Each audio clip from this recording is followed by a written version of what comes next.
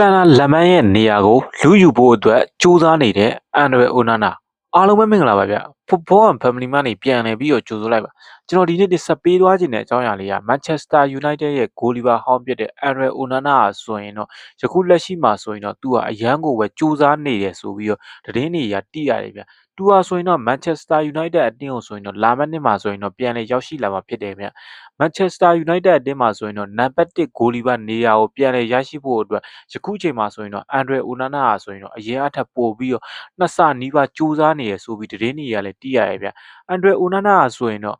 ယခုလက်ရှိမှာဆိုရင်တော့ Manchester United အတင်းကနေဆိုတူရကီကလပ်ဖြစ်တဲ့ Transformer အတင်းကိုအငှားကစားနေတဲ့ကစားသမားတဦးလည်းဖြစ်တယ်ဗျ။လာမယ့်နှစ်မှာဆိုရင်တော့အန်ဒရယ်အိုနာနာဆိုရင်တော့ Manchester United အတင်းကိုပြန်လည်ရောက်ရှိလာမှာဖြစ်ပြီးတော့ကျတော့ Manchester United ရဲ့ပထမဂိုလီဘာအဖြစ်တူဟာဆိုရင်တော့လက်စွမ်းတွေပြတာဖို့အတွက်ယခုချိန်မှာဆိုရင်တော့အရန်ကိုစူးစမ်းနေရဆိုပြီးသတင်းတွေကထွက်ပေါ်နေရဗျ။အန်ဒရယ်အိုနာနာဆိုရင်တော့ Manchester United အတင်းကိုဘယ်လောက်ထိတောင်မှဒုက္ခပေးခြင်းလဲဆိုတာညီကိုတို့တွေပြောခဲ့ကြပါအောင်အားလုံးပဲကျေးဇူးတင်ပါတယ်ဗျ။